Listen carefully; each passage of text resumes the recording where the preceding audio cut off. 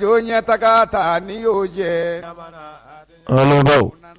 berebere min be nuba wule ka fo buludu nyoma to no URD ingoni kembe bi krikra wati chai ka sababu ke ko klalembe flaye bi mi professeur Saliku Sanoko ye ale ka kulube bi ona no fe maw foka ta fara go yo kulbalika ulu fe no ka kulu nga ando wati me ko sisa akombe titatiye kuna fundisho yuda do Allah ka nyefoli ke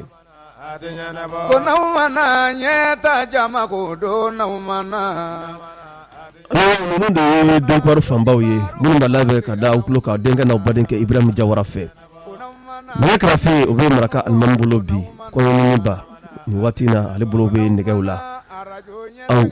bismillah Kunamana jama be sigile no na umana kunamana lame ba jama sigime na umana kufaukana mali kono ni mali ko ka faukana kunamana nga arajo te kuma bi na umana ne faukana katinya fo mali de unye ngwaukana ko faukana tinya ka fo jamana de unye namana ko awgana tinya fo jamana tigiye naumana Allah baw au bismillah ambonia folo bi kuna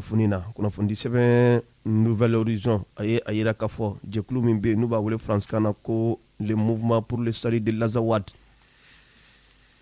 lu kembe bi katu yere soro kele kono kolemi ni uni marfatigi jekulu munumbe nuba wole France kana ko état islamique ako koni kembe bi sama chamaye nunu yira dama uni nyon tiela kono fondi seben ka la kalila ako miye mouvement pour le salut de l'Azawadi lu koni barla ka miye ode ka fo marfatigi jekulu munumbe bi ni ulu be ka kele koni wole uyere la ni al-islamiyya toy barla ka tachu ni ma ko fele nunu yere ka miye jamana kono de ngwanzan yi no ye civil we ulu yere yu tasoro ala nga ni jekulu nunu koni kembe bi ka bolokoni sin yoro la yoro mi ni o Niger jamana yi ka ira ka fo sika kontala ni kolobolo nunu wuli la ka nyesi olu yere ma ni kolobolo la bena Niger yere dukolo de sanfe kuna fondi seben kala kalila ako jekulu mimbe nu wa wule ka fo le groupe terroriste de l'état islamique au Grand Sahara nunu koni ga mununu salo benono bi minye marfatigi jekulu munumbe nous voulons qu'à fond mouvement pour le salut de l'Azawad ou tarabi ou kan ka beni marskalo le sekin temene yoro mimbe nous va voulons qu'à fond tamalat ayala ka fo ninko ninkera kele baye kelemi ni awuli ka jo ubunya na foka damateme hode okumu kono sa jekulu mimbe nous va voulons qu'à fo ko mouvement pour le salut de l'Azawad o yekuna fondo uforo baya ka ira ka fo olu koni afamu chuga mina anda fe dugu mimbe nu awule ka fo ko Niger sika kontala ale majea ale jaba jelente chuga sila ni kele ina sabu ni kele ke chenu koni bura Niger jamana de kan ku kunda olu yere ka daga konnauka ka kenya sa din kunun ko ye marskalo kle kononton samba flani samu ani fla ayira la ka fo mi tuare ku ka jamana mu tuare ku ka kele ke chemu be no bu u yere ye maliko yere la no oye mouvement pour le salut de l'Azawadi olu koni ni kuna foni koni furo baya ka ira ka fo olu ye keleke ni mawye mamunu ni olu ka al-islamiyya kele de wole uyere la nga kele nyere senfe ayira la ka fo akera kele jugu baye hal na so la ka fo kuna fondi sema ma prepulatique jonjon kon di nga miye ka fo kele min koni nkera ka ben marskalo kle shekin temene yerema ayira la ka fo fali ko nkera ola wa okera yere ay leri chama yere ta miye ka fo marfatigi jekulu mun be nubu ka islamiyya yere keleke ulu ka daga yere korona na ayala ka fo ma saba bonyongo ulu bonana unina nga okofe miye mouvement pour le salut de l'Azawad mawiye ma nani bonyongo ulu bonana unina ma fla bonyongo ulu jokina uka mobili fla bonyongo ofena na jeni fatigi jekulu mun be nubu ka islamiyya kelere wole uyere la olu fe kuna foni sebenga la kalila akoni kelen sinfe bagatara kɛ jamana kɔnɔden gɔnsanw ma minnu bɛ wele k'a fɔ ko civiliw k'olu ma tanjate bɔnɛ u nin na ka sɔrɔ u ma min u ma bɔ o hukumu kɔnɔna na sa a yirala k'a fɔ jɛkulu min bɛ yen n'u b'a wele k'a fɔ gatiya olu ka wulikajɔ senfɛ ka taa fara min ye mouvement pour le salut de l'Azawad maaw yɛrɛ kan a kɛra sababu ye marifatigi jɛkulu min bɛ yen n'o ye état islamique ye k'olu bila kɔtɔrɔma bɔli yɛrɛ la nka an bɛ waati min na ko sisan nin ko nin kelen do bi kiri kɛra waati cɛ ye sabu min ye Niger ni Mali yɛrɛ cɛ ye a yirala k'a fɔ waati tɛmɛnenw na marifatigi jɛkulu minnu bɛ yen an ka jamana kɔnɔfɛn fan fɛ n'o ye mouvement pour le salut de l'Azawad ye u k'u ye kɔrɔyali kɛ ka ɲɛsin Niger fanga ɲɛmaaw yɛrɛ ma u k'u hakili t'u yɛrɛ la sabu olu ye kɔlɔsili kɛ k'a fɔ nin marifatigi ninnu u ka munumunu salo ka bon Niger ni Mali cɛla fanfɛla fɛ fo k'a dama tɛmɛ nka o n'a ta bɛɛ Niger fanga ɲɛmaaw tanguru b'u bolo ka se ka kɔlɔsili kɛ ninnu ka baaraw taabolo yɛrɛ kan nka u y'u sigi ka kɛ i n'a fɔ u ma a kuma yɛrɛ mɛn o hukumu kɔnɔna na sa u ye a yira k'a fɔ olu ka sɛgɛsɛgɛli senfɛ marifatigi jɛkulu minnu bɛ yen n'u bɛ ka kɛlɛ kɛ ni alisilamɛya yɛrɛ tɔgɔ ye a t'u yirala k'a fɔ olu ka ɲɛmaa dɔw tun bɛ yen u tun minɛnen bɛ Niger fanga ɲɛmaaw yɛrɛ fɛ nka nin waati laban yɛrɛ la a yirala k'a fɔ olu nana kana bila Niger fanga ɲɛmaaw fɛ o kana bilali senfɛ sa o nana wolo fɛn na fɛn min ni kɛlɛ nana bin marifatigi jɛkulu yɛrɛ kan minnu bɛ jamana yɛrɛ kɔnɔfɛn fan fɛ ni olu ko k'u bɛ fɛ ka Azawad yɛrɛ lakodɔn u sigiyɔrɔw ye kunnafoni sɛbɛn ka lakali la a ko nin maa kofɔlen ninnu u k'u bɛ weleweledan kɛ ka ɲɛsin Mali fanga ɲɛmaaw yɛrɛ ma u k'u jɔ u jɔyɔrɔ la min ye k'a fɔ jamana kɔnɔdenw olu ka kanako ani jamana yɛrɛ kanako u k'olu sigi sen kan n'a ma ya k'a fɔ jɛkulu min sigilen bɛ ni o bɛ wele faransikan na ko cadre stratégique permanent olu ka hakilina a fanba ye nin kuma in de ye nka u k'u bɛ min kɔni fɔ Niger jamana ɲɛmaa a ka a tilen fali yɛrɛ kɔ kan n'o tɛ a bɛ ka taa tasira min fɛ olu kɔni b'a ye k'a fɔ sira jɛlen tɛ cogoya si la sabu a taabolo ma ye k'a ye k'a fɔ ko sira ɲuman yɛrɛ don ka ɲɛsin Mali fanga ɲɛmaaw yɛrɛ ma hali n'i ye jateminɛ kɛ min ye gɛlɛya min taara ka ɲɛsin Mali fanga ɲɛmaaw ma n'u bɛ a wele k'a fɔ ko embargo Niger yɛrɛ a ka taabolo la a mi jɔ jɔyɔrɔ kelen na fo an bɛ waati min na i ko sisan o b'a yira k'a fɔ an bɛ waati min na Niger fanga ɲɛmaaw olu kɔni bɛ gɛlɛya kɔni ta u bɛ jalaki kɔni ta ka ɲɛsin a ma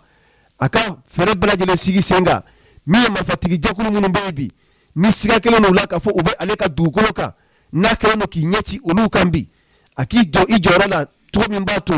olu bɛ se ka daga bɔ Niger ani malidenw yɛrɛ de la kunnafoni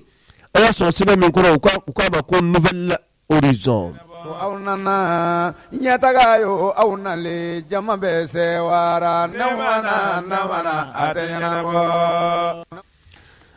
an laban o nouvelle horizon kelen ye a yira k'a fɔ min ye tribunal militaire ye a yirala k'a fɔ olu kɔni bɛ munumunu salo la bi baaraw kɔni nin dɔnna a yirala k'a fɔ min ye dossier 5 bɔɲanko olu kɔni nana bila tabali yɛrɛ sanfɛ kunnafoni sɛbɛn ka lakali la a ko ka kɛɲɛ ni kunun ko ye marsikalo tile 9 san 2022 a yirala k'a fɔ ni yɔrɔ kofɔlen yɛrɛ jabala la n'u b'a wele k'a fɔ direction générale de la justice militaire ni a yɛrɛ bɛ sɔrɔ sigida yɛrɛ a sabanan na Dar-Salam yɛrɛ kɔnɔna na k'u y'u ka baaraw yɛrɛ daminɛ baara ninnu kɔnɔna na a yirala k'a fɔ min ye affaire yɛrɛ 5 bɔɲanko olu nana bila tabali sanfɛ kiiritigɛlaw yɛrɛ ɲɛkɔrɔ kunnafoni sɛbɛn ka lakali la a ko nin kiiritigɛbaw yɛrɛ u bɛ t'i jɔ fo maa 4 bɔɲanko yɛrɛ la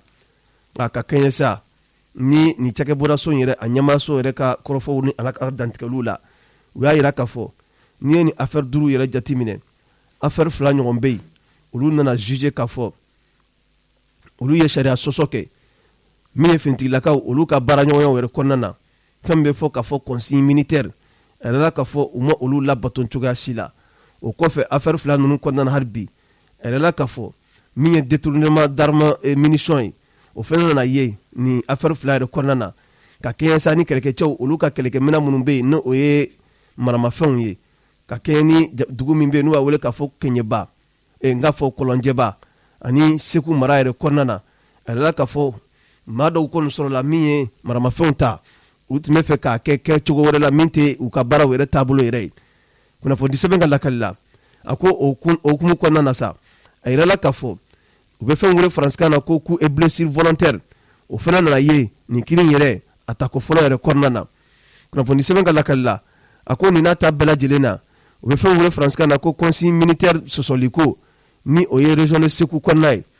a yɛrɛ la k'a fɔ o nana ye tuguni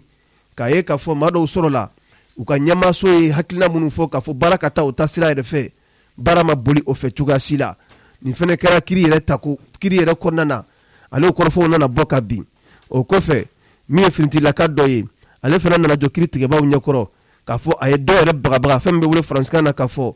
cas de menace de mort a yɛlɛla k'a fɔ nin fana ye sariya sɔsɔba ye min ni kiri tigilamɔgɔw u ma sɔn ka a ko bila daga girinda la nka nin n'a ta bɛɛ lajɛlen na sa maa minnu bɛ yen ni jalaki yɛrɛ taara ka ɲɛsin olu yɛrɛ ma o dɔ ye k'a fɔ min ye major Basiru Tarawele ye ale yɛrɛ tun bɛ nin kiriko in yɛrɛ kun kan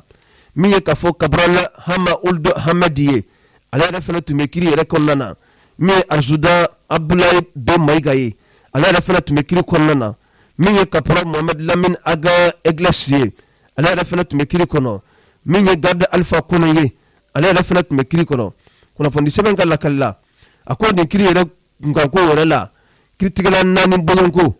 sɔrɔsiw yɛrɛ la n'u bɛ fɛn wele k'a fɔ juge militaire olu yɛrɛ tun bɛ kiri kɔnɔna na nka u y'a jira k'a fɔ siga kɔni t'a la olu ka baara de ye nin ye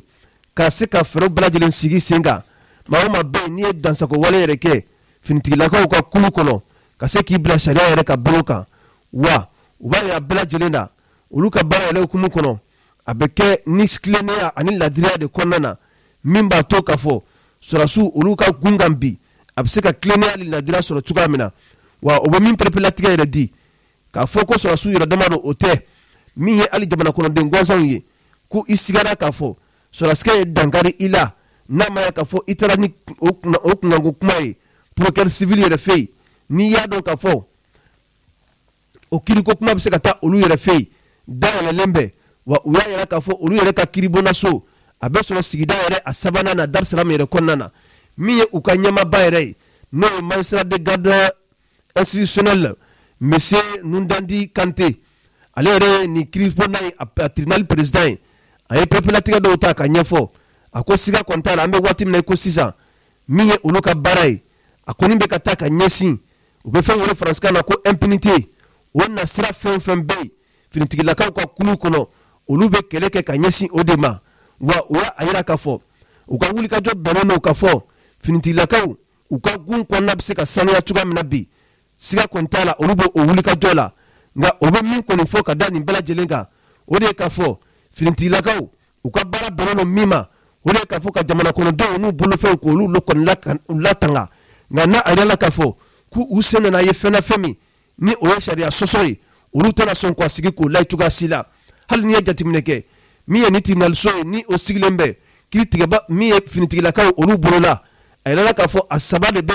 Mali yɛrɛ kɔnɔna na min ye Bamakɔ kɔnɔna ye min ye Kayi kɔnɔna ye min ye Mopti kɔnɔna ye nin bɛɛ lajɛlen bɛ a ka baara la an bɛ waati min na i ko sisan kunnafoni a y'a sɔrɔ sɛbɛn min kɔnɔ u k'a ma ko Nouvelle Horizon. aw nana arajo ɲɛtaga nana aw nalen jama bɛɛ sɛwara n'aw ma na ne mana a tɛ ɲɛnabɔ ko aw nana ɲɛtaga yo aw nalen jama bɛɛ sɛwara n'aw ma na ne mana a tɛ ɲɛnabɔ n'aw ma na arajo ɲɛtaga yo n'aw ma na ne mana a tɛ ɲɛnabɔ ko n'aw ma na ɲɛta jama ko don n'aw ma na ne mana a tɛ ɲɛnabɔ ko n'aw ma na dɔnkibaaru kuma sera n'aw mana ko mana tiɲɛ di kunun dɔ don n'aw mana ko n'aw mana arajo ɲɛtaga la n'aw mana ko n'aw mana jama bɛɛ sigilen don n'aw mana ko n'aw mana lamɛnbaa jama. an lamɛnbaaw kunnafoni sɛbɛn Nouvelle Horizon kelen ye a jira k'a fɔ minisiri min bɛ bi ni ale ka baaraw bɛnnen bɛ du ni denbaya ani denw ka kibaruya la a bɛ i n'a fɔ ale kɔni a tɛ ka se k'a jɔyɔrɔ fa cogoya si la an bɛ waati min na i ko sisan hakilinaba ni jigiyaba min kun taara ka da a kan a yirala k'a fɔ ale kɔni maaw fɔra u jigi kɔ min ye madame Walije Fune Kulibali ye nin kɔni ye maa ye maa min ni a nana ta ka bila ni minisiri bunda so in yɛrɛ kunna ka kɛɲɛ ni fanga tako filanan ye dɔgɔtɔrɔ Choguel Kokala Mayiga ale ka gouvernement yɛrɛ kɔnɔ u bɛ fɛn wele k'a fɔ ko gouvernement de rectification a yirala k'a fɔ hukumu kɔnɔ ni yɛrɛ ye maa ye maa min n'a bɛ yɛrɛ sɔrɔ kuluw kɔnɔna na a yirala k'a fɔ ale kɔni sugandila jigiyaw taara ka d'a kan a ye wulikajɔw caman kɛ waati tɛmɛnenw na maaw tun bolo k'a fɔ a na se ka nin yɔrɔ in ka jigiya ta ka ɲɛsin musow yɛrɛ ma muso minnu bɛ gɛrɛntɛ kɔnɔ sanga ani waati bɛɛ lajɛlen na nka ale kɔni nalen nin yɔrɔ kɔfɛlen in na a kɛra jigi waro ye minisiriso ma sabu a tun kan ka baara fɛn fɛn kɛ a ma se ka o baara si kɛ o kɔni kɛra gɛlɛyaba ye bi kunnafoni sɛbɛn ka lakali la a ko nin ma ko fɔlen yɛrɛ ta ani bi cɛ a bɛ t'i jɔ fo kalo 9 bɔɲɔgɔnko la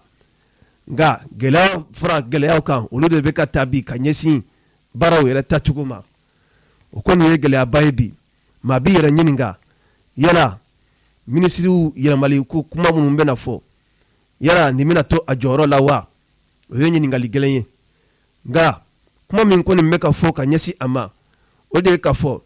kabini sariya min taara san 2015 waati ka bɛn ni desanburu kalo tile 18 ye n'u b'a wele k'a fɔ la loi 052 ni o bɛ pereperelatigɛ di kɛrɛnkɛrɛnnenya la u b'a fɔ ko la loi JAR ni o b'a yira k'a fɔ musow ni cɛ ka se ka sugandili yɛrɛ kɛ ni gouvernement bɛ sigi ni nomination bɛ kɛ ka 100 sara la 30 ɲɔgɔn di musolakaw yɛrɛ ma nin kɔni kɛn bɛ fɛn ye bi fɛn min ni minisiri kelen bɛ k'i ɲɛ tugu o yɛrɛ kan ka sɔrɔ n'i ye jateminɛ kɛ waati tɛmɛnenw na minisiri minnu tun bɛ yen olu ka wulikajɔw tun fanga bonyanen a kan kosɛbɛ nka o n'a ta bɛɛ min ye madame Walije Fune Kulibali ye ka kɛ ni muso yɛrɛ ka dɔn kɛrɛnkɛrɛnnen bɛ dugukolo sanfɛ n'u b'a wele k'a fɔ 8 mars ale a yira k'a fɔ siga kɔni t'a la musow ka hakɛ u bɛ k'u seko k'a la min b'a to musow b'u ka hakɛw yɛrɛ sɔrɔ cogoya min na nka kunnafoni disibɛ kɔni kɔ nin kɔni ye kuma de ye dɔrɔn n'o tɛ n'i ye jateminɛ kɛ an bɛ waati min na i ko sisan fɛn min bɛ fɔ ko musow ka hakɛ n'o ye droit des femmes ye o kɔni kɛlen don ka bafuye de siga t'a la musow bɛ tɔɔrɔ ani ɲanimagoro de kɔnɔna na nka maa yɛrɛ tɛ k'a fɔ k'i bɛ minisiri in ka wulikajɔ yɛrɛ nɔ ye nin baara yɛrɛ tacogo ɲuman na sabu u bɛ fɛn wele faransikan na ko violence basée sur le genre o kɔni kɛn bɛ bi fɛn ye fɛn min n'a dogolen tɛ jamana sigidugu si la bi nka minisiri yɛrɛ sigilen bɛ k'i kɛ i n'a fɔ ale yɛrɛ tulo tɛ a ko ninnu na a n'a kɛwalew la o ye gɛlɛyaba ye bi kunnafoni an y'a sɔrɔ sɛbɛn min kɔnɔ u k'a ma ko nouvelle horizon an lamɛnbaaw nin ye kabako kuma ye waati min na an b'a la ka kan kɛ an yɛrɛ ye waati min na an b'a la k'an ka Mali kura ta waati min na an b'a la k'an ka segin an danbew ma waati min b'a la an b'a fɔ k'an ka segin an bɛnbaw ka taabolo ma o waati kelen n'a yɛrɛla k'a fɔ ko dɔ bɛ lagosi ko nasara nana ni sariya min ye la loi 052 min bɛ tali kɛ violence basée sur le genre kan an ko k'o ye jigilatigɛ ye an ko k'o ye kabakoko ye n'o de ye ɲɛta ye musow ma n'o de ye kunkɔrɔta ye musow ma n'o de ye lakana ye musow ma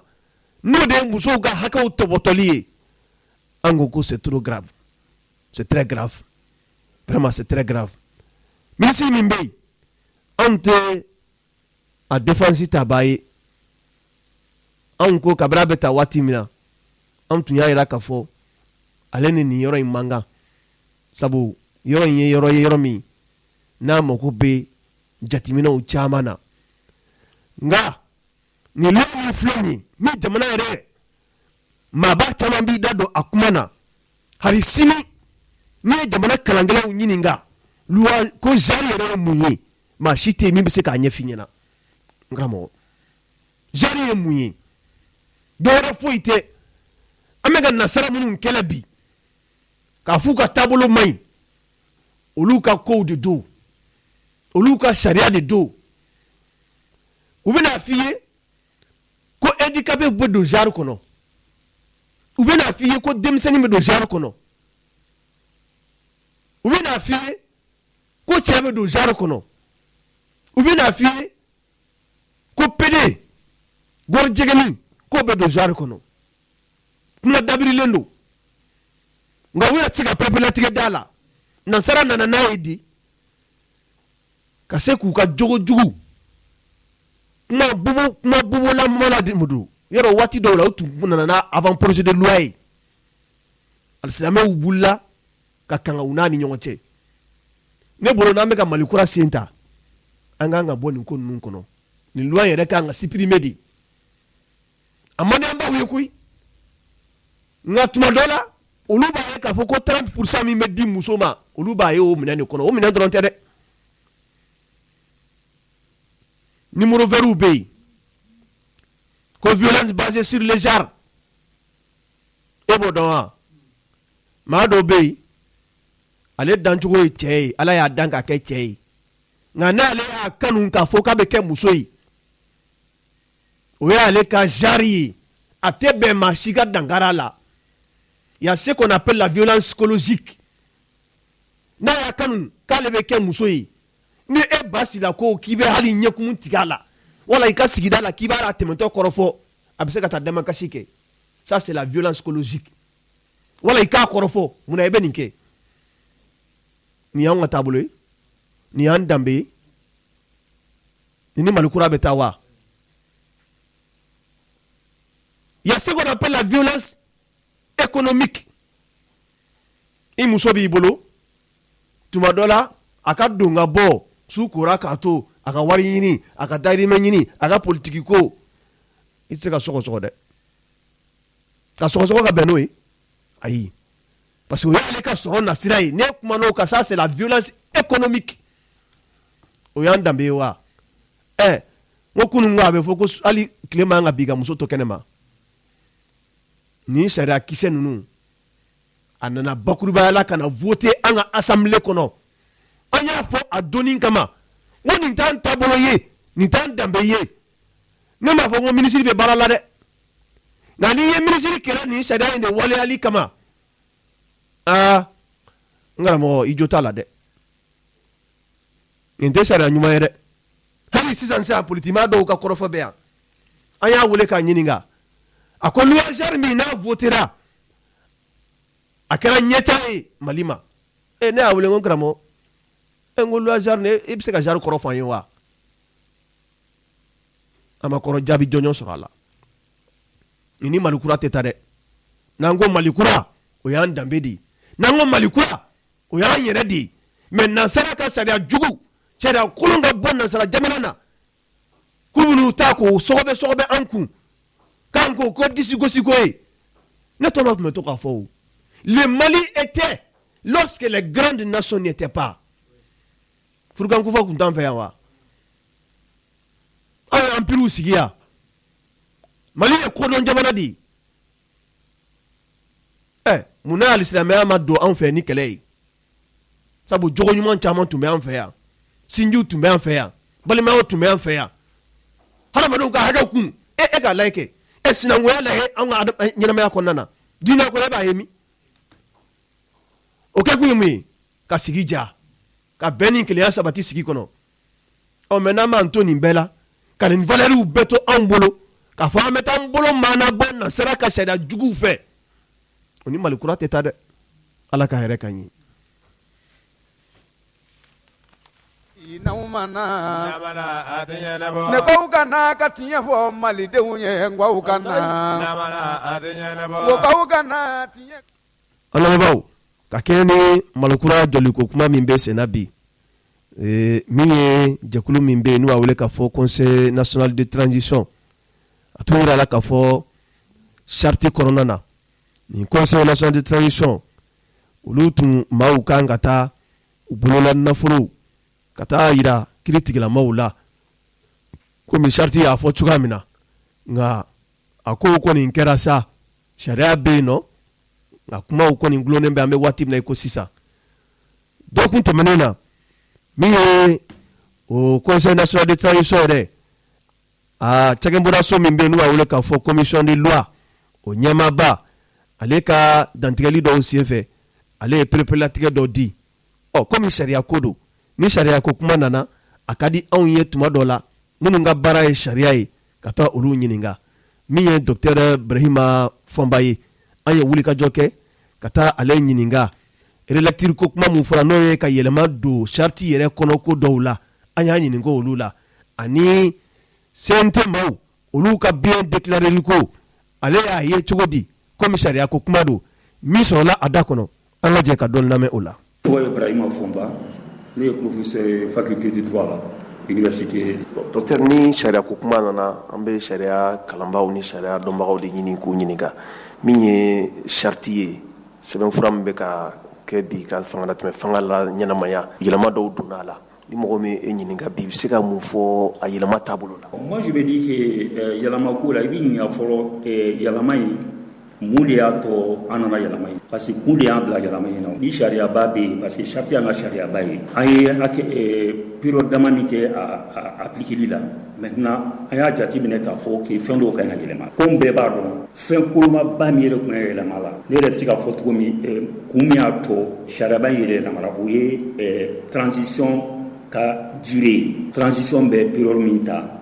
o période banna k'a sɔrɔ élection min ma kɛ donc fo ka période wɛrɛ de fixer donc révision in daminɛ o de kama principalement mais u y'u profiter fɛn dɔw tun bɛ yen u y'a essayer k'olu latilen donc o fana b'a la donc d'un côté il y a durée ko de don de l'autre côté aussi u y'u profiter o fɛ ka fɛn dɔw fana yɛlɛma parce que sariya ko bɛ ten kuma bɛɛ a b'a changer ka yɛlɛma pour que ka ko latilen donc o fɛn fila de don. E ko dire ko an dun y'a ye dire ma perepelatigɛ di charte kɔnɔ hali n'a sɔrɔla k'a fɔ u y'a fɔ cogoya dɔ la mɔgɔw bɛ se ka tunu a. oui i y'a fɔ cogo min u y'a ko kɛ cogo min effectivement mɔgɔw bɛ se ka tunu a kɔnɔ dɔɔni parce que bɛɛ b'a dɔn Mali bɛ cogoya min na sisan bɛɛ y'a dɔn an ye durée fɔlɔ min kɛ o ye problème min posé an yɛrɛ y'a jateminɛ o la que hali assise nationale yɛrɛ ma se ka fɛnw fɔ plus clairement donc an bɛ se k'o faamuya parce que espérance fɔlɔ min ye Mali sɔrɔ bon je pense que u siranna ka girin ka dirɛ dɔ kelen fɔ ten komi assise yɛrɛ ma se k'o kɛ donc charte yɛlɛmali fɛnɛ taara o direction na mais o conséquence ye min ye c'est que finalement parce que o ko de ko transition hakɛ tɔ ye min ye ko o ye assise nationale de refondation ye durée min fɔ k'o recommandation k'o de ye transition durée mais charte yɛrɛ m'a fɔ ko o durée ye min ye charte ma se hali k'a fɔ ko komi assise y'a fɔ cogo min ka sɛbɛn a kɔnɔ ko transition durée ye kalo 6 hakɛ fɔ san 5 au moins ne yɛrɛ bolo n'o kun sɛbɛnna o kun b'a to an k'a dɔn boussole kelen bɛ yen boussole min fixelen bɛ charte fɛ mais u ma sɔn k'o kɛ u y'a kɛ kere donc u y'a renvoyer ka taa recommandation na charte dun m'a fɔ an ɲɛna o recommandation ye min ye donc o de la mɔgɔ caman b'a fɔ est ce que o kow sɛbɛnnen bɛ cogo min na tan est ce que an tɛna a faamuya est ce que dɔw tɛna a faamuya k'a fɔ ko durée ma dɔn bilen charte ko la transition ko la comme si durée t'a la bilen en tout cas i tɛ se ka i prononcer durée ko kan donc o problème kɔni de bɛ charte bayɛlɛmali la. charte réviseli kelen maliden caman y'i ka dusuma kasa yira k'a fɔ jamana bɛ yɔrɔ min na bi gɛlɛya bɛ yen min ye CNT maaw kundama cayali ye olu y'a yira k'a fɔ ko o ye dépense fu de ye e fana y'a ye cogo. bon o kɔni o problème tɛ problème juridique ye parce que juridique problème t'o la quoi n bɛ se ka min fɔ u y'a essayer d'ailleurs k'u b'a la clé parce que i hakili b'a la charte fɔlɔfɔlɔ min tun bɛ yen o tun ko gouvernement tɛ tɛmɛ mɔgɔ 25 kan u m'o bonya donc sariya sɔsɔ tun bɛ yen donc mais situation bɛ yen bi u y'o o nombre limité u y'o galon ka bɔ yen mɔgɔ si tɛ gouvernement hakɛ dɔn bilen u y'o da hakɛ tɛ gouvernement la bilen o ye kelen CNT fɛnɛ ye 26 u y'o faga ka bon mais an b'a yɛrɛ ɲininka comme ko constitution de y'o fɔ député tɛmɛnenw tun b'o da bon o comparaison man ɲi parce que CNT mɔgɔw tɛ député ye m'o f'i fɔlɔ CNT mɔgɔw ni député yɛrɛ ka ca parce que mɔgɔ m'olu élu i tɛ se k'a fɔ ko circonscription territoriale b'olu la min député hakɛ bɛ compter ni population ye o t'olu t'a la o ye fɛn wɛrɛ de ye olu ka nomination ni député tɛ kelen ye du tout donc o comparaison man ɲi o ye kelen ye an fana tɛ se ka ɲinɛ kɔ parce que u bɛ ka min fɔ tan est ce que an kun tɛ député hakɛ dɔn depuis charte daminɛna tuma min an kun bɛ député hakɛ dɔn mais munna u y'a kɛ 121 u tun b'o dɔn mais a kɛw ye mun na parce que ko de ko ka nombre limité parce que Mali bɛ hakɛya min na bi an ka ɲi ka dépense musakaw ko bɛ cogo min ka dɔ b'o la donc o de y'a to u ma sɔn ka nombre caya et an maliyɛn bɛɛ y'o faamuya an yɛrɛ ko n ko mais u yɛrɛ tun ye ka dɔ fara a kan parce que anw bɛ ka min souhaiter o yɛrɛ tun ye CNT membre-ya dɔrɔmɛ kelen kana di mɔgɔ si ma a ka kɛ faso baara ye.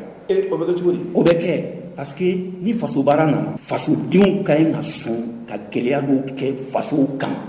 donc an tɛ se ka kɛ situation normale logique la o i bɛ taa députéya la parce que a ye indemnités ni fɛnw tu vois an t'o la bilen o nin ye faso baara de ye donc nin ye k'i yɛrɛ di faso ma de donc ne yɛrɛ bolo n'a tun bɛnna ne yɛrɛ ma dɔrɔmɛ kelen tɛ di CNT mɔgɔw ma ou en tout cas ni wari bɛ d'u ma a wari bɛ dɔgɔya miliyɔn ko kuma yɛrɛ man ɲi ka k'a la du tout ni min tɛ se k'o kɛ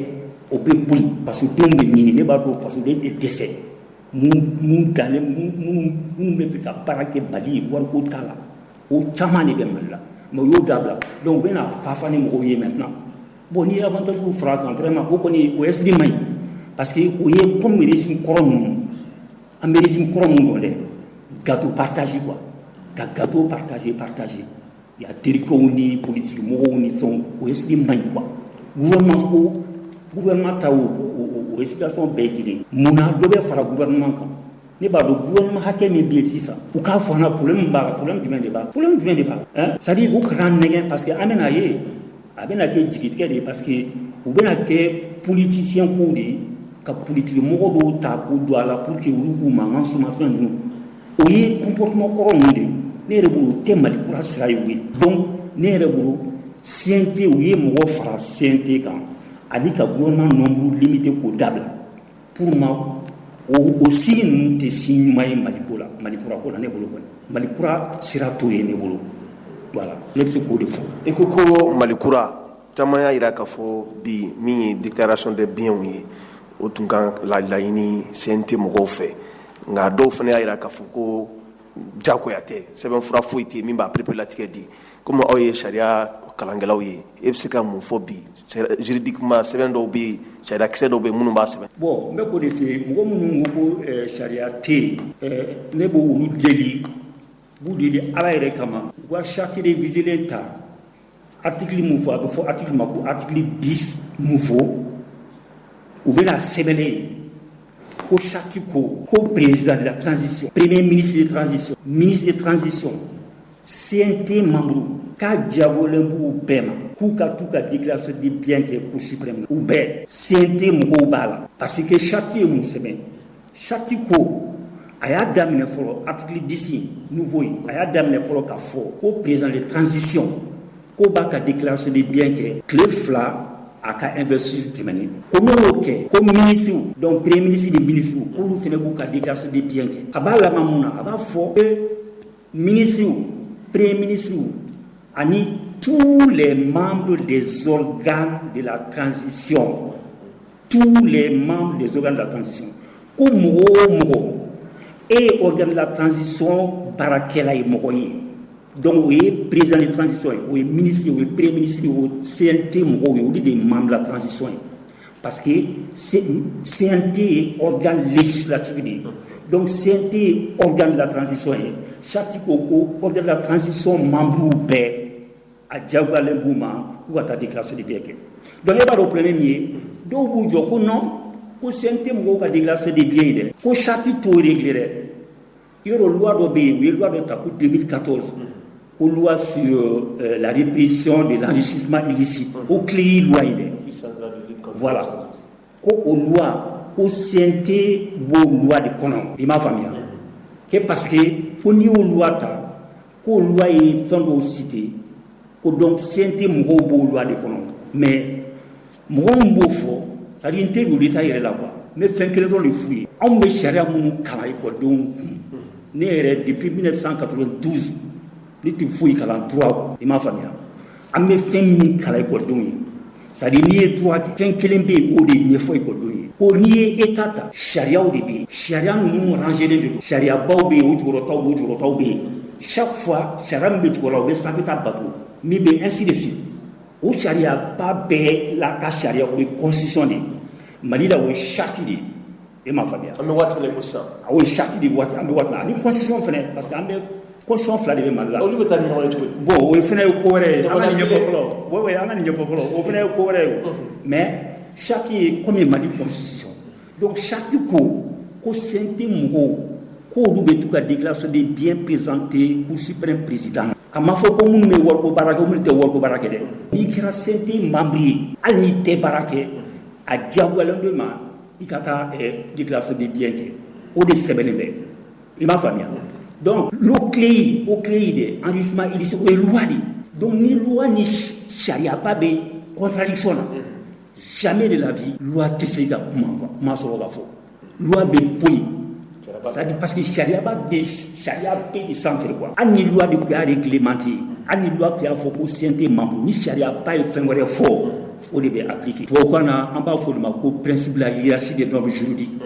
o ye droit principaux central dɔ de ye quoi donc tɛ don l'état yɛrɛ la o la dɔrɔn n b'a fɔ hali ni o clé loi de tun y'a fɔ ko CNT membre bɛ fɛn wɛrɛ kɛ i m'a faamuya ni charte k'u bɛ min kɛ i b'a faamuya u b'o de kɛ parce que charte mana min fɔ o de bɛ kɛ loi bɛ effacer charte kɛrɛfɛ donc le fait que maintenant CNT mɔgɔw u bannen don ka taa déclaration de bien kɛ charte article 10 o ye sariya sɔsɔ de ye et comme n y'a fɔ o fana sira o tɛ Mali kura sira parce que ne yɛrɛ bolo Mali kura sira ba yɛrɛ ye mun ye b'o f'i ye parce que sira ka ca dɛ mais Mali kura sira ba a sira min ka bon ni sira bɛɛ ye o ye sariya bato de b'o f'i ye Mali kura tɛ jɔ jamais n'a ma daminɛ sariya bato la b'a jateminɛ don min maliyɛn bɛɛ ye sariya batoli daminɛ o ye Mali kura ko daminɛ charte tun ko fana hali n'u bɛna baara bila u kan ka t'u ka u ye sɔrɔ minnu kɛ ka t'o fana perepere-latigɛ kɛ yɔrɔ olu t'a kɔnɔ hali bi wa o bɛɛ b'a kɔnɔ o b'o de fɔ o de kɛlen bɛ ka ne siran parce que refondation ko kuma Mali kura a kuma ka ca kojugu sabu n'i ma taa ko daminɛ na n'i ma t'i dantigɛ ko laban na est-ce que n'i ye dantigɛli kɛ nafa b'o la non ne ko de fɛ ko sariya sɔsɔ de don et min ka gɛlɛn sariya sɔsɔ don a tɛ k'u t'a kalama dɛ ne yɛrɛ bolo u b'a kalama parce que a tɔ kɛra tugu ye quoi parce que se bɛ ɲɛ anw ye CNT ye anw ye patronbaw ye anw ye Mali patronbaw ye bi anw ye donc min ka di an b'o kɛ o de don parce que munna u bɛ sariya sɔsɔ u t'a réparer parce que ni problème min ma posé bi dɛ depuis CNT installation kuma min na mɔgɔw tun bɛ ka ministre ka déclaration ko kuma bɛɛ de fɔra ministre k'u tardera depuis Muktar Wale ka fɛn k'u hali bi u ma taa déclaration de biens kɛ ne ko mais CNT mɔgɔw est-ce que munna mɔgɔw tɛ fɛn fɔ CNT mɔgɔw ye parce que a sɛbɛnnen bɛ carte de kɔnɔ ne m'a sɛbɛn dɛ ne ma charte foyi participer mais minnu y'a sɛbɛn o ka ɲi ka assumer de parce que ne ye min faamuya on dirait que u nimisira de minɛ u y'a k'a kɔnɔ ou u y'a k'a kɔnɔ u m'a dun u m'a conséquence dɔn donc maintenant après u y'a ye bon u tɛ fɛ k'a kɛ ou bien u tɛ se ka kɛ c'est pour ça ne ko n ko mais d'accord an m'a appliquer maintenant ko k'a bɛ charte falen mais pourquoi on va profiter charte faleli la ka CNT bɔ a la ne y'o sɛbɛnni kɛ ne ko mais n ko comme a bɛɛ tan depuis a kɛra o m'a bonya a dun sɛbɛnnen bɛ yen koyi mɔgɔ si tɛ se ka ne sɔrɔ dɛ a sɛbɛnnen bɛ yen charte dun bɛ loi ɲɛ donc n'aw tɛ k'a kɛ n'aw tɛ fɛ k'a kɛ mun na charte yɛlɛmali mun na o m'a yɛlɛma u ma sɔn ka yɛlɛma maintenant n y'a faamuya mun na u t'a yɛlɛma ne y'a kɛ yɛrɛ sagokɛ de don sariya y'a sɛbɛn an t'a kɛ anw ka déclaration de bien dɛ anw tɛ charte jate anw m'an ta to loi de ma o ye sariya sɔsɔ ye. chéri ya makɔrɔni ka di dɛ. Ni macaroni lakika ye pastaroma ye alkamamugu gɛrɛgɛrɛ ye min bɛ dilan an yɛrɛ fɛ Mali la yan Kapal SA fɛ macaroni pastaroma a ye ɲɛna cɛ ka ɲi wa a dundala ka di pastaroma a sugu ka ca yaasa bɛɛ ka ni dingɔ sugandi escargot fusilli spaghetti vermicelle ani bayani a bɛ sɔrɔ butikiw alimentation supermarché sugu Mali fan bɛɛ n'aw mago b'a caman san ta la aw ka se goloni na u jabala bala wala a bɛ weleli kɛ 20 21 65 30 20 21 65 30 Pasta Roma a nantan ka di a nama kɛrɛbɛtɛ awɔ Pasta Roma nantan ka di a nama kɛrɛbɛtɛ ko aw kana tiɲɛ fɔ jamanatigi ye n'aw ma na n'aw ma na nafa tɛ nkalon na tun n'aw ma na ko a ye na tiɲɛ k'a fɔ jama ye n'aw ka na jamanadenw ni min bɛ tiɲɛ de fɔ ɲɛ ta an lamɛnbaaw kunnafoni sɛbɛn soir de Bamako a ye a yira k'a fɔ min ye marifatigi jɛkulu dɔw bɛ munumunu salo la an bɛ waati min na i ko sisan a yirala k'a fɔ sira min bɛ yen n'u b'a wele k'a fɔ axe Nampala Lɛrɛ ka kɛɲɛ ni kununko ye yɔrɔ sigibaa dɔw ye a yira k'a fɔ ninnu ma kofilenw bɛ bolifɛnw na u n'u ka maramafɛnw u bɛ pankapurutuw la kungo kɔnɔnaw yɛrɛ la ka kɛɲɛ ni Daya Jara ale ka fasiri ye a ko min ye bandi marifatigiw ye olu kɔni bɛ munumunu salo la u bɛ ka labɛnw kɔni sabati waati min na jamana faamaw bɛ wulikajɔ la waati min na jamana yɛrɛ ka kɛlɛkɛcɛw a bɛ ka yira k'a fɔ ko olu bɛ ka yɛlɛ ni fanga yɛrɛ ye o waati kelen ka kɛɲɛ ni kunnafoni jɔnjɔn yɛrɛ ye yɔrɔ sibaw yɛrɛ dɔw yɛrɛ fɛ o y'a yira k'a fɔ kununko ka bɛn ni marisikalo tile 9 ye san 2022 min ye Nampala ni Lɛrɛ ye a yira k'a fɔ bolifɛntigiw muso sen 2 u ma 2 don bɛ maramafɛnw caman kɔni b'u bolo u bɛ munumunu salo la kungo kɔnɔnaw yɛrɛ la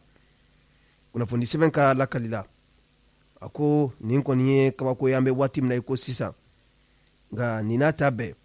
nin ma kofɔlen ninnu n'i ye jateminɛ yɛrɛ kɛ maa yɛrɛ bɛ se k'a fɔ Amadu Kufa ale yɛrɛ ka maa dilannenw yɛrɛ de ye nin maa kofɔlen ninnu ye sabu waati min na an ka kɛlɛkɛcɛw olu bɛ ka wulikajɔw kɛ banbanciw bɛ yɔrɔ minnu na ka se ka dan yɛrɛ kari u la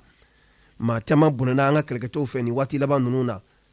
o waati kelen na min ye seereya dɔw ye o nana sabati k'a fɔ maa marifatigi lakodɔnbali dɔw kɔni bɛ munumunu na nin yɔrɔ ninnu yɛrɛ la wa siga yɛrɛ t'a la koyi u kɛn bɛ ka sunɔgɔ yɛrɛ tigɛ nin yɔrɔ sigibaw yɛrɛ la siran yɛrɛ ani jatigɛ o ye a sababu ye kunnafoni sɛbɛn ka lakali la a ko n'i ye jateminɛ kɛ an ka kɛlɛkɛcɛw olu ye munumunu salo laban minnu kɛ fugakɛnɛ minnu bɛ yen n'u b'a wele k'a fɔ la forêt de Wakadu o yɛrɛ ni Moritani yɛrɛ a dancɛ yɛrɛ man jan kosɛbɛ u ye yen bɛɛ lajɛlen mɔmɔ marifatigi kulu fɛn fɛn bɛ yen k'e tɛ Mali finitigilaka ye u sera ka caman kɔni bɔnɛ u nin na ka caman fɛnɛ gɛn ni olu bolila ka taa ka kɛɲɛ ni Mali yɛrɛ ka kɛlɛkɛcɛw ka ɲɛmaaso n'u b'a wele k'a fɔ état-major général des armées du Mali ale ye perepelatigɛw di ka yira k'a fɔ u ye munumunu salo minnu kɛ u bɛ fɛn min bɛ fɔ faransikan la ko patrouille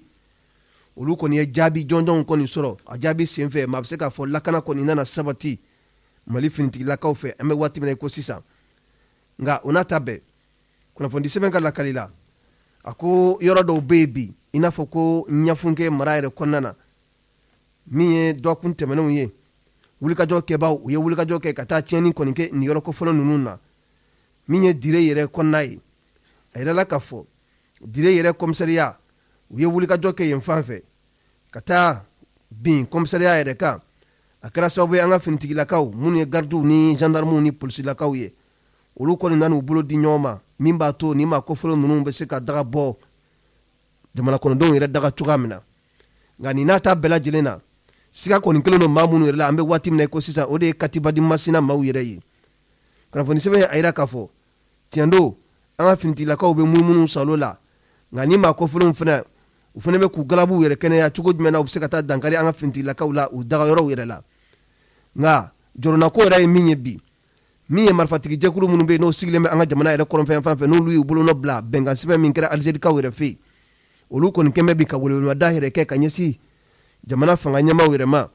min ye bɛnkan sɛbɛn yɛrɛ a bolonɔbilaw kɔni kɛra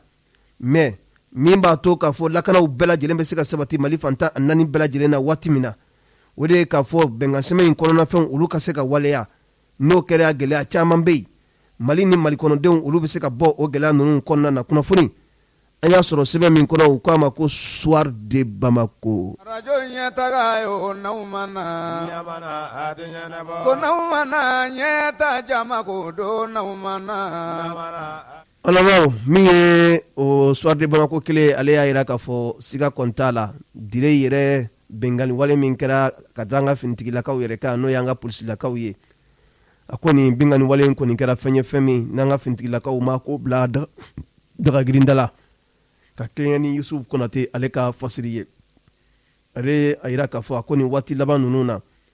min ye nin banbanci tigilamɔgɔw ye olu kɔni ka wulikajɔ kɔni bɛnnen don bi ka ɲɛsin mali finintigilakaw ani minisima yɛrɛ cɛden minnu bɛ an ka jamana yɛrɛ kɔrɔ kɛnɛkɛrɛnnenya la jamana sigiyɔrɔ min bɛ n'u b'a wele ka fɔ Tombouctou ka kɛɲɛ ni marisikalo tile 8 ka taa don marisikalo tile 9 san 2022 a yirala k'a fɔ ma bugunatigɛ dɔnbali dɔw kɔni ye wulikajɔ kɛ ka taa bin dire yɛrɛ komisariya yɛrɛ kan n'o ye a polisiso ye a kɛra sababu ye polisilaka minnu bɛ yen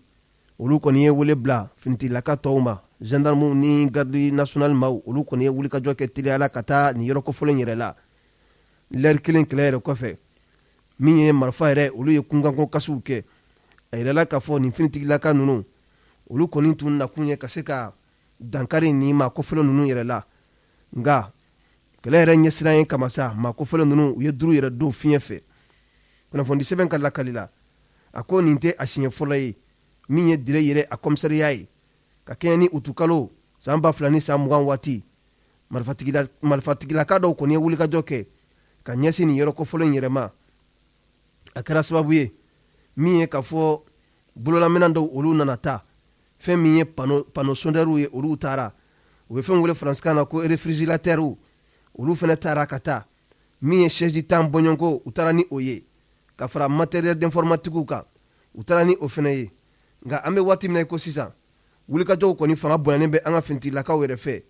Tombouctou yɛrɛ mara kɔnɔna na min b'a to banbanciw u bɛ se ka daga bɔ jamana kɔnɔdenw yɛrɛ daga cogoya min na kunnafoni sɛbɛn ka lakali la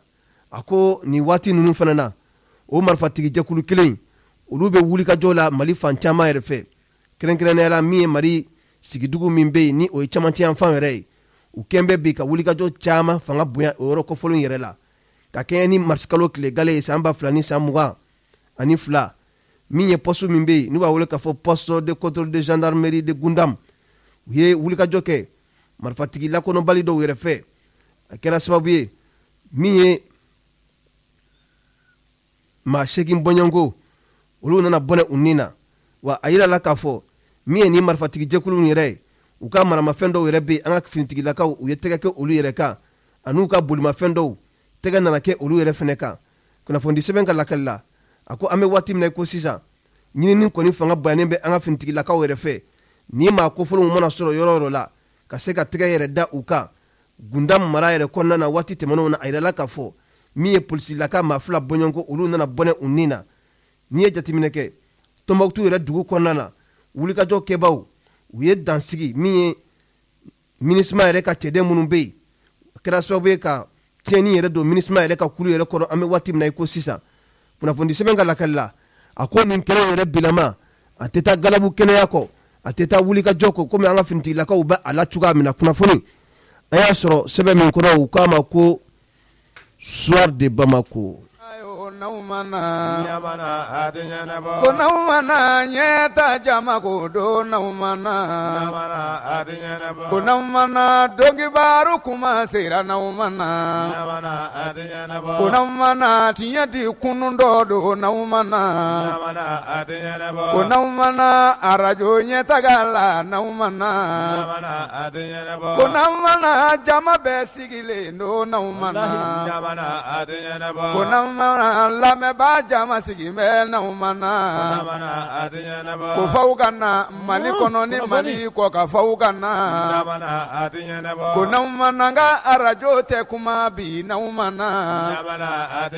ne faw kana ka tiɲɛ fɔ malidenw ye nkaw kana. alɔbaw kununko min ye sigida yɛrɛ a 2nan n'o ye madinɛkura ye madinɛkura ni ye ale kɔfɔ an ka sugu belebele min bɛ yen o sigibaw kɔni ye damakasi kɔni ta ka ɲɛsin jamana faamaw ma a yɛrɛla k'a fɔ kulu dafɛyɔrɔ dɔ bɛ yen maaw kɔni t'an bɛ ka t'u ka jagomisɛnnin yɛrɛ kɛ yen kunnafoni y'a jira k'a fɔ min ye diɲɛ mɔgɔbatigi dɔ ye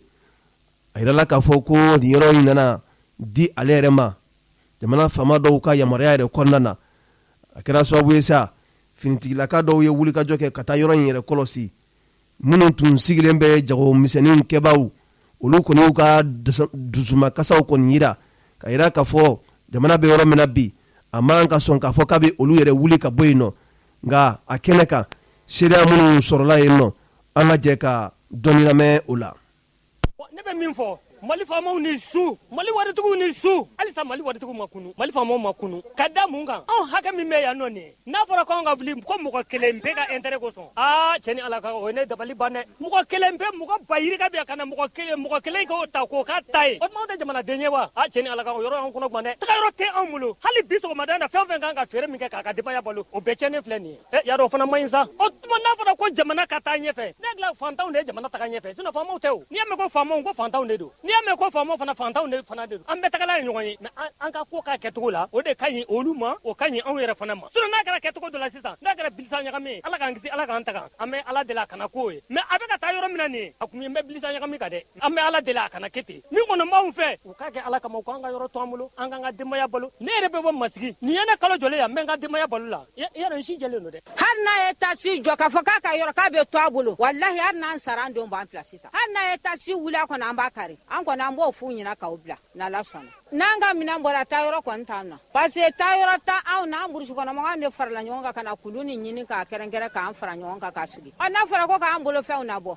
taa yɔrɔ kɔni t'an bolo dɛ an kɔni bɛ yan n'o tɛ ninnu yɛrɛ bɛ yan gendarme min nalen nin ayi kɔni ayi nana wari de kama n'u sera yan n'o tɛ u yɛrɛ b'a dɔn tiɲɛ ye min ye a man d'u yɛrɛ ye mais tant que ka patron saralen don o de ye olu ci olu fana b'o baara de la an fɛ yan bon ne kɔni bɛ min fɔ jamana mɔgɔw k'i hakili to jamana la jamanaden bɛɛ lajɛlen faama n'a fantan parce que an bɛ se k'a fɔ Lamini Kulubali ye jadisi dɔ ye bon a ye mɔgɔ minnu fana bila ka na an bɛ se k'a fɔ olu ye jadisi ye parce que depuis Musa tile fo sisan an bɛ yɔrɔ la foyi ma kɛ anw ka yɔrɔ la bon mɔgɔ mana an sɔrɔ k'a fɔ tiɲɛ na aw b'an ka yɔrɔ la k'a fɔ k'a ta ye yɔrɔ ye an san 40 kɔ de yan Musa y'a ka fanga kɛ Musa ma s'a ma ATT y'a ta k'a ma s'a ma Alifa Umaru y'a ta a ma s'a ma i bɛ ka fanga nin kɔnɔna na nin ko ne nana ɲagami ka bi kan donc k'i hakili t'u la parce que an bɛ Lamini Kulubali an tɛ Lamini Kulubali fɛn wɛrɛ ye an bɛ Lamini Kulubali jadisi de ye an b'a jate ka kɛ jadisi ye parce que mɔgɔ mɔgɔ n'i bɛ jamana sumali fɛ i bɛ fara fantanw na mɔgɔ mɔgɔ n'i bɛ jamana sumali fɛ adamaden i b'i hakili to i yɛrɛ la faamaw ka hakɛ to n'u bɛ wuli ka taa yɔrɔ min na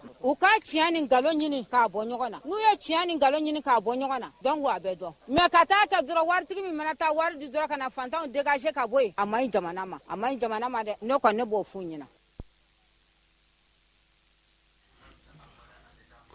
Alors nin tun ye yɔrɔ sigibaaw dɔ ye nka o kɔfɛ min ye Sugunikura yɛrɛ a jagokɛlaw faralen bɛ ɲɔgɔn kan u ka ɲɛma n'o ye Abdulaye Sise ye ale yɛrɛ fana ye min sɔrɔ k'a fɔ nin gɛlɛya ninnu kan an ka jɛ ka dɔɔnin lamɛn o la. kɛnɛ min ka kɛnɛ ɲuman tɛ an b'o de fɔ jamana ko in na kɛnɛ ɲuman tɛ ka d'a kan ni diɲɛ yɔrɔ bɛɛ changera ni i ka yɔrɔ ma changer i tɛ se k'a fɔ ko jamana jɛra n'i y'a mɛn bɛɛ ka mɛn i sigiyɔrɔ la min sigilen bɛ nɛgɛso da la o ko tɛ dɛ a tɛ tile la ka na bila bi la an ye diɲɛ kuma bɛɛ fɔ an y'a ye an bɛ se k'a fɔ o ɲangata a n'o tɔɲɔni o de yɛlɛnna jamana in kan foyi ma jamana in kalaya ni tɔɲɔni tɛ wa an kɔntana k'a fɔ tɔɲɔni dɔ bɛna bɔ a la ka d'a kan fɛn dɔ bɛ a tɛ se ka kɛ mais an ɲɛ b'a la o fɛn o dɔ bi ka kɛ bi ni ma miiri k'a fɔ jamana in kɔnɔ an bi degere min na bi an jugu bi ka an lamini CEDEAO fan fɛ wallahi Bamakɔ kun bi wili ka da mun kan an tɛ se k'a faamuya mɔgɔ kana tilegan fɛ ka na sugu parti dɔ san ka taa papiyew dilan tribunal la ka na ko ye ale fa tiɲɛ ye an tɛ se ka da o la o tɛ se ka faamuya cogo di c'est à dire ni n bɛ ci bila président ma n'o ye Assimi ani Shogel u bɛ ka min fɔ France la ani u bɛ ka min fɔ Union africaine na ani u bɛ ka min fɔ CEDEAO la wallahi ni kɔnɔna in ma nettoyer fu de don parce que jamanadenw de b'u kɔ ne min bi ka ni jɔyɔrɔ dɔnnen don Mali kɔnɔ fɛn dogolen tɛ an ta ti politiki ko ye jama min b'an kɔ cɛ si ti kuma dugu in kɔnɔ k'o ɲɔgɔn b'i bolo a ti ye n bɛ se ka kuma n'o ye n bɛ se ka waso n'o ye k'a fɔ jamana tugura an kɔ u tugura an kɔ danaya de la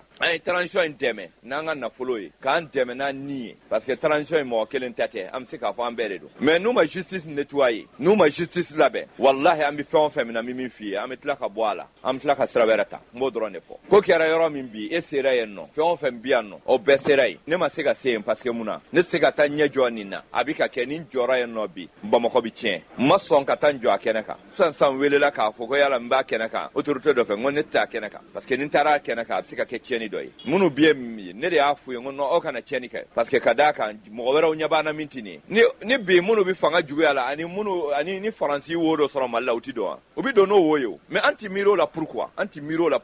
sigilen bɛ ni dɔ kumana réseaux sociaux la an b'a fɔ k'an b'o minɛ mais min bɛ ka taa nin papier fo nunu dilan o bi tribunal munnu na munna o tse ka taa olu nɔ munna o tse ka taa olu nɔ u ka t'u nɔfɛ u ka t'u minɛ an ka mɔgɔw filɛ kaso la bi mɔgɔ 6 nin y'u kalo 4 a donna 4nan na a sɔrɔla suguko de la ne man da don foyi la jamana ko in na ni suguko tɛ wa n tɛ ala deli n ka n da don fɛn na ni suguko tɛ mais u ka da la k'a fɔ jamana in kɔnɔ bi n'i y'a ye embargo ma santi Mali la sugu de y'a kɛ n'i y'a ye dédouanement sugu de don n'i y'a mɛn taxe impôt sugu de don n'i y'a ye fɛn fɛn kɛra jamana in kɔnɔ bi commerçant de y'a bali a ka santi jamana in kɔnɔ faransi kɛɲɛna yɔrɔ bɛɛ kɛɲɛna commerçant jɔyɔrɔ de don sinon wari tɛ bɔ ala fɛ yen ka jigin an kan mais anw de bɛ ka baara kɛ terrain kan mais n'a fɔra ko yɔrɔ kelen mɔgɔ baarakɛbaliw minnu bɛ ka wuli ka taa tribunal ni fɛnw na ka taa don justice la min f'i ye ka taa papier faux dilan min f'i ye ka na fɔ k'u bɛna yɔrɔ minɛ ni musow minnu filɛ nin n'u ka yɔrɔw filɛ nin ka minɛw na bi muso ninnu a ka ca san 30 de olu de gabakuru cɛ ka bɔ yɔrɔ la an y'a bila réseaux sociaux bɛɛ kan an y'a bila radio bɛɛ kan bɛɛ y'a fɔ munna o don premier ministre mariage munna o don an ka président mariage ale de ka kan ka nin dossier in ta mɛn ka sɔrɔ k'a fɔ vraiment a man kan ka kɛ jamana in kɔnɔ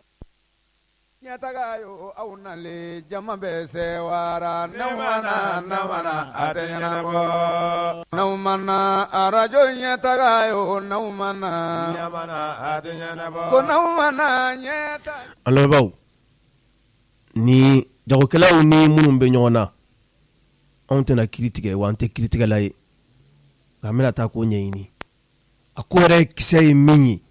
k'an bolo da a ko kisɛ ka sabu ni kuma cayara kosɛbɛ tuma dɔ la diɲɛ mɔgɔbatigi minnu bɛ yen n'u bɛ yɔrɔw san k'u b'a jɔ ka kɛ immeuble ye ni a jɔ waati sera mankanw bɛ bɔ a la minnu sigilen bɛ yɔrɔ kɔfɛlen ninnu na sɛbɛn jumɛn b'u bolo jɔnw y'u sigi yen nɔ anw tɛna kiri tigɛ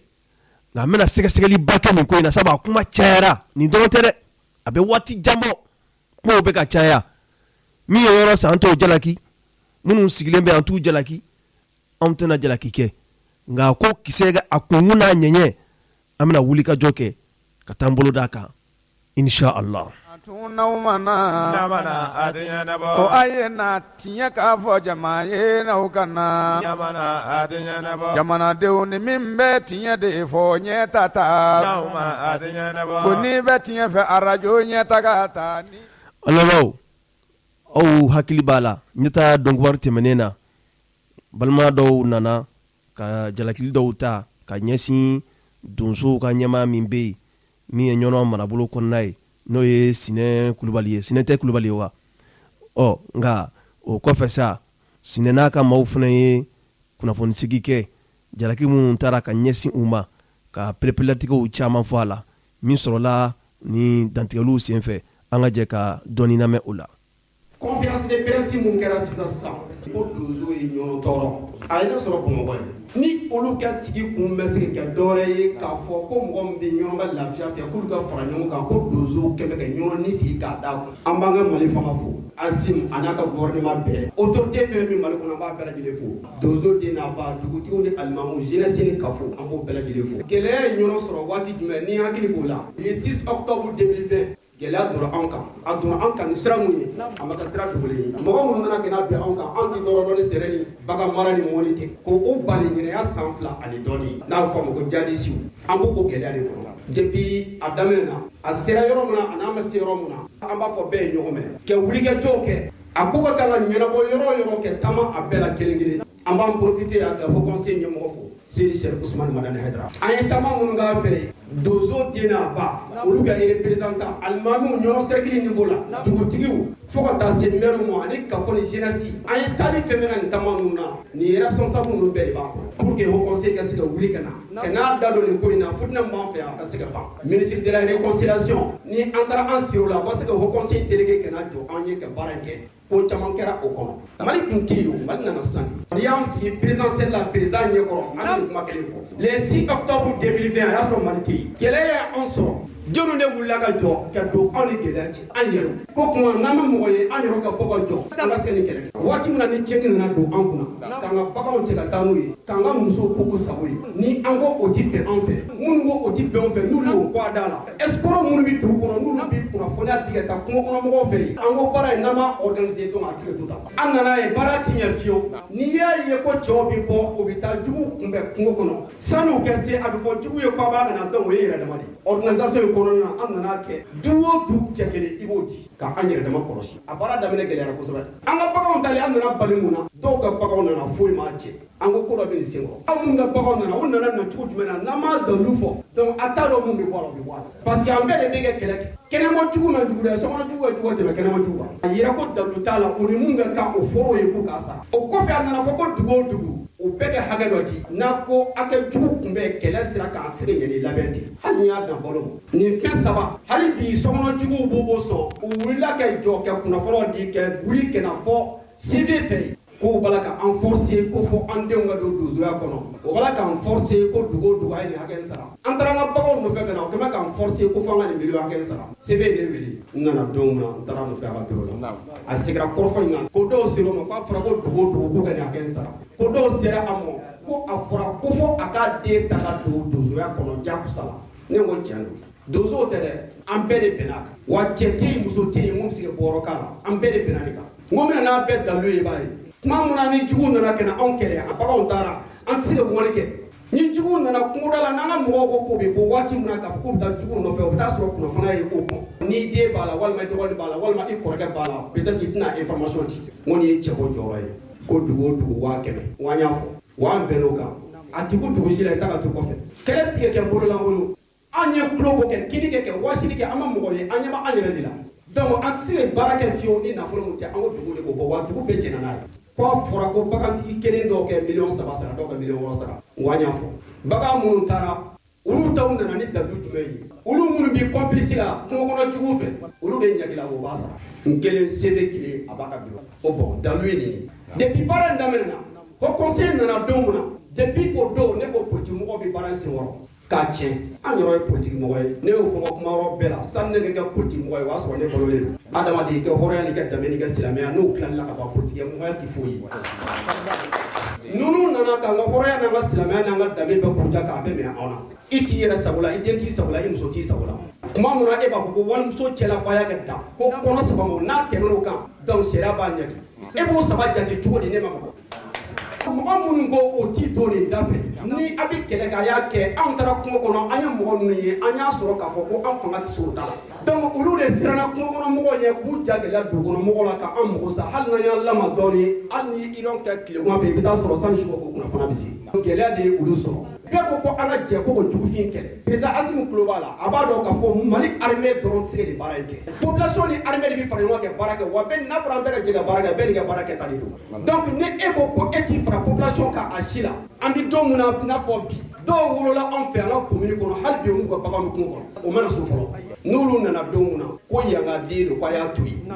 est-ce que janfaji kan ka ye ka to yen wa bolodugu mɔdugu san 40 e bɛ dugu kelen min kɔnɔ e ni kɛ gɛlɛya nana e ni kɛ bagan yɛlɛmana juguw fɛ kungo kɔnɔ ni e nana don min na ko e ka ye ka to yen n'a yera ka to yen minnu fara a kɔfɛ juguw fɛ a y'olu kɔni to yen n'a fɔra k'a fɔ ko donsow ye gɛlɛya se population dɔw ma ko o mɔgɔ jate o mɔgɔ bɛ se ka jate o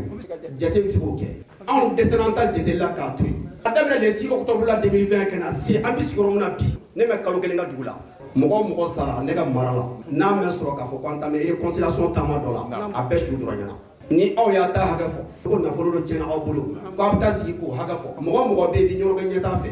donc ɲɔrɔkɛ ɲɛta bɛna makara bi de wa san 2 ko gɛlɛn tɛmɛnen bi de ɲɔrɔkɛ ɲɛta bɛna makara wa ne ko politique mɔgɔ minnu bɛ ko in senkɔrɔ k'a tiɲɛ don min na haut conseil ka délégation nana se yan n'u logera Kabema na a bɛɛ kɛra ɲɛna o politique mɔgɔ kelen nan'o jɔ ko hali n'a ye kalo 2 kɛ yan ko a tɛ se ka nin kɛlɛ ban o politique maa kelen labana kɛ équipe formée tuguni kɛ ministre da kan kɛnɛ sigi tile kelen kɛ Bamakɔ garabali ɲɛmɔgɔw kɛ jadisiw ye yan donso minnu bɛ complice la k'olu fara a kan k'olu kɛ donso ye kɛ bɛnkan ta tile kelen k'a ban o kɛlɛ banna tile kelen tɛ dɛ a tɛ tɛmɛ heure 2 kan ko jadisiw ni kungokɔnɔ sokɔnɔmɔgɔw k'u bɛnna ko kɛlɛ banna pewu k'an ka taa so ni anw ye donso janfa a bɛna fɔ an ye an yɛrɛ janfa kɔnɔdimi tɛ o ɲɛdimi don a kɛra bɛɛ ɲɛna wa bɛɛ y'a ye maa si ka dɔrɔmɛ ta an kɔnɔ k'a fɔ ko a ye nin minɛ a kana kuma kan an lapasa nin ko in tiɲɛ an b'a ɲini ala fɛ alimami min bɛ ka dugawu kɛ misiri kɔnɔ fo n'a sɔrɔ dugawu tɛ kan ka jaabi n'u bɛ kan ka jaabi ɲɔgɔn santiri kɔnɔ tɛ dɛ fo Bamakɔ mɔgɔ bɛ yen k'a fɔ k'i bɛ yen ni janfa la ala b'i kɔ bɔ fiɲɛ na o t'i to Kulubali o m'a fɔ ko donso ye gɛlɛya se o ma minnu bi baara la bi olu olu ka jugu ni bamananw ka kɔnɔlani hali jadisi moto donso y'a minɛ ni mun ka muguda la donso bi a o ye seere o ye jadisi moto minnu minɛ muguda la ordinateur bali k'a bɛɛ degila kuma tɛ k'a fɔ ko ni jadisi dela k'a bolo de ɲɔgɔn bolo an bɛ mun ɲini ala fɛ o ti politiki mɔgɔ la o ti diinɛ mɔgɔ la mɔgɔ o mɔgɔ bɛ yen k'a fɔ k'i bɛ fɛ Mali in kɛ tiɲɛ ka Mali in janfa ala k'i yɛrɛ to a janfa la ko donso bɛ nin kabila fɛn na ko ni sibika ye ɲɔgɔn fɛ ko donso bɛ nin tɔgɔ cɛn fɛn na ko ni ministre de réconciliation de ɲɔgɔn fɛ ne ye wage ye an b'a fɔ o k'a ta ni ala ye kuma bɛ na ni kuma ye an ka Bamakɔ taama ninnu kɔnɔna na donsow ka cɛbɔ la pour que sɛnɛ dabɛlɛ bɛ se ka se Bamakɔ donso denmisɛnw an m'u hakili minɛ o sirannen don n'an taara duguba kɔnɔ ka n'a janfa mais ala y'a kɛ siɲɛ dɔ la an taara ɲɔgɔn fɛ o kɛra ne yɛrɛ ni sɛnɛkɛ ɲɔgɔn ye ko fɔlɔ an ye ɲɔgɔn ye carré kɔnɔ an ni a ye taali mun kɛ ministre de réconciliation fɛ n'o ye wage fɛ ye an sigilen salle de réunion kɔnɔ ko an ka présentation kɛ présentation nana se Sɛnɛ ma a ko ale ye sɛnɛ dabɛlɛ ka bɔ P3 la wage sigilen wage verre bɔ a ɲɛna ko sɛnɛ dabɛlɛ jumɛn don a ko ale ye P3 sɛnɛ ye a ko P3 sɛnɛ kelen kelen a ko ɔhɔ ko ne bɛ e kɔ waati joli joli kɛ sanga ni mɔgɔw ka kunnafoniya kɛ cɛw bila ka den nɔfɛ u bɛ taa turu cɛ ka segin e kɛ n'i yɛrɛ sɔrɔ ne ka salle de réunion kɔnɔ présentation yɛrɛ jɔra Sɛnɛ na fɔlɔ de wage ko bi kɔni ne bɛ se ka kuma mɔgɔ wɛrɛ ye e kan k'a dɔn mɔgɔw b'a la ka mun fɔ ja tiɲɛ tɛ a ko ale n'a kɛ mɔgɔ dɔ kɛlɛla Sɛnɛ nɔfɛ o tigi ko kamalen i jija i k'a lamɛn ale ko ko mɔgɔ kɔnɔ e kunkolo de tiɲɛna bɛɛ bɛ kan k'a fɔ mɔgɔ bi ta e bɛ se ka k'e k'o tigi jɛya cogo di ale m'a lamɛn bilen yɛrɛ nin don de y'a ye kuma fɔ Sɛnɛ kuma kun cɛla ni jumɛn ye a ko n'a sɔrɔ ɲɔgɔn ka lafiya sababu b'ale la ministre in jɛna ni kɔ a ye ni bɔ la siro bila ne t'i kuma tigi ye mais i ye mun dɔn hɔrɔn i ye mun dɔn n'i ma fɔ walahi kuma tigi n'i ye fɛn fana fɔ mun ti mɔgɔ la i b'a k'a fɔ mɔgɔ ma a bɛ tigɛ la kabini kuma fɔtɔ minnu b'a k'e lamɛn fana ni kodɔnbaw dɔn o b'a dɔn k'o fana bɛ tigɛ Sɛnɛ ko monsieur le ministre bi mun kɔni f'i ye ni ɲɔgɔn ka lafiya sababu kɔni bɛ ne na ne kɛ bɔ mɔgɔ tɔw jara n jɛna a ye fa e ɲɛna an bɛɛ sigilen ji cira an bɛɛ ɲɛ kan ɲɔgɔn cercle population ka ca dɛ n'a fɔra k'olu bɛɛ tɔɲɔna i kelen kama donc e kelen bi jɛ i ni kɔ olu tɛ kisi ministre ko ko n y'a faamu ko Sɛnɛ bɛn ni mun f'i ye i jija bi ta kɔni y'a faamu o bɛ fɛn fɛn fɔ kana tɔ ka jɔ i la dɛ o ye ɲɔgɔn ka numéro ta k'a ta o don la fɔ bi Sɛnɛ ni ministre bɛ kuma Sɛnɛ ni kɛra o y'a fɔ ta tiɲɛ don wa monsieur le ministre a sɛgɛsɛgɛ tiɲɛ tɛ ani Haidara fana bɛ ten ani olu ka kuma o kɔrɔ tɛ k'olu da ma nɔgɔn koyi ko karamɔgɔ ye wari di donsow ma donsow ye wari di karamɔgɔ ma ne yɛrɛ ɲɛna seerew bi yan a don a ma sɔn k'a minɛ donsow fana ma sɔn ka wari ta ko nin minɛ an bɛ mun kɔ dɔrɔn dugawu kan ye mais o de yɛlɛmana ko karamɔgɔ Haidara b'a ka donsow financer hali bi an bɛ dugawu kɛ ala ka tiɲɛ dɛmɛ a bɛ fɔ don min na ko ala ka tiɲɛ dɛmɛ o dɔ de bi kelen ye. Ɔlɔlɔ nin tun ye Sɛnɛka maaw u ye sigi min kɛ ni kunnafonidilaw ye ka se ka jaabili kɛ kuma minnu bɛ ka taa ka ɲɛsin ɲɔnɔ donsolakaw ma k'u bɛ ka bingali kɛ u bɛ ka maaw ka nafolow minɛ u bɛ ka maaw ka dabaw minɛ ne hakili la aw ye faamuya sɔrɔ a la nka o kɔfɛ sa min ye ozone maaw ye olu fana bɛ damakasi la bi k'a fɔ nin y'a kalo 2 ye olu tɛ ka se ka kalo sara sɔrɔ basila an t'u lamɛn seereya min sɔrɔla yen an ka jɛ k'a dɔn lamɛn o la. Awa Jara ozone Mali sarake gɛlɛya de b'an kan o de y'a to an bɔra an m'an ka problème fɔ mɔgɔw ɲɛna o de y'an bɔkun ye parce que an ye kalo 2 sɔrɔ an ma sara an 2 sabanan na bon ɲɛmɔgɔw ma fɛn fɔ an ye u ti ka kuma an tɛ ɲɛ dɔn a la an fɛnɛ ko musow ka don na an k'a lajɛ an ka bɔ an ka na an yira mun b'an kan o ka dɔn wa an ka sara bɛ ka taa hectare la a ti ka di an dun an bɛ baara in na a ma nɔgɔn wa fɛn fɛn bɛ baara in na n'i y'a muso fɛn fɛn jɔ 100 sara la a si n'a cɛ tɛ yen nɔ ko mun b'a halala du kɔnɔ a ti tɛmɛ mɔgɔ 10 kan a tɔ 90 a si t'a halala du kɔnɔ an bɛ débrouiller de la an m'an cɛw dɛmɛ n'a fɔra k'e b'o la denmisɛnninw bɛ kalan na kalo 2 e tɛ sara a kuma tɛ fɔ an n'a bɛ kɛ fɛnɛ tuguni ni u bɛna di fɛnɛ tuguni u bɛ kelen de d'i ma o b'a sɔrɔ walijuru b'i la an bɔkun de asimi u k'a lajɛ u k'u kɔfilɛ ozone musow la quoi n'an ka mɔgɔ fɛnɛ accident sɔrɔ bon olu fɛnɛ kan ka wari min di o accident tɔ ma k'a dɛmɛ o sɔrɔli o ye problème ye tiɲɛ tiɲɛ na ni faamaw sera k'u kɔfilɛ n'a bɛ diya an ye dɛ parce que an bɛ tile la an bɛ baara la baara in ka di an ye dɛ mana ko an tɛ ala de la an k'o kɛ. Ne bɛ baara kɛ ozone de la an bɛ ozone na bi nin y'a san joli gɛlɛya min b'an kan ozone na an yɛrɛ de b'a dɔn syndicat b'an bolo superviseur b'an bolo an mana problème sɔrɔ an dugumamɔgɔw tɛ ɲɛda ko la an tɛ explication y'a la prime de sigi n'o y'an bɛ gitɔrɔn min kan o t'an bolo problème mana sɔrɔ gitɔrɔn sanfɛ sisan an bɛ bana an cɛw ma n'an ka famille de b'an furakɛ wa n'i ye kalo 2 kalo 3 kɛ ma yɛlɛ gidɔrɔn sanfɛ k'o bana t'i la u bɛ tila k'i tɔgɔ bɔ lisi la an kɔni b'a ɲini jamana mɔgɔw fɛ se t'anw ye dɛ n'i y'a ye an bɛ se gidɔrɔn kɔni sanfɛ k'an bɛ taa baara kɛ o kɔrɔ de se t'an ye fɛn t'an bolo an ka denmisɛnninw b'an bolo an kɔni b'a ɲini u fɛ se t'an ye u k'a kɛ ala kama Asim n'a ka jama ani an bɛ interne min kɔnɔ yan nɔ a n'o ɲɛmɔgɔ u k'an dɛmɛ ala n'a kira yɛrɛ de kama parce que baara in ka d'an ye kalo 2 fɔlɔ u bɛ yen nɔ hali sini an b'o sara sɔrɔ u y'an bila ka taa gɛrɛfu la an taara gɛrɛfu la k'u k'o sara d'an ma k'an filɛ yɔrɔ min na u ni ɲɛmɔgɔw bɛnna la u y'o wari sɔrɔ an filɛ yɔrɔ min na an dugumamɔgɔ hali dɔrɔmɛ 1 an m'a sɔrɔ a la an filɛ baara la ngo tuguni an donnen filɛ an kalo 3nan na dɔrɔmɛ 1 ozone mɔgɔw m'a sɔrɔ an b'an kalo 3nan de la nin an kɔni b'a ɲini u ka ozone lajɛ o de kɔni ka d'an ye. Kulubali i ka teli bi dɛ yanni min n bɛ taa agence Kuba Voyage la. Kuba Voyage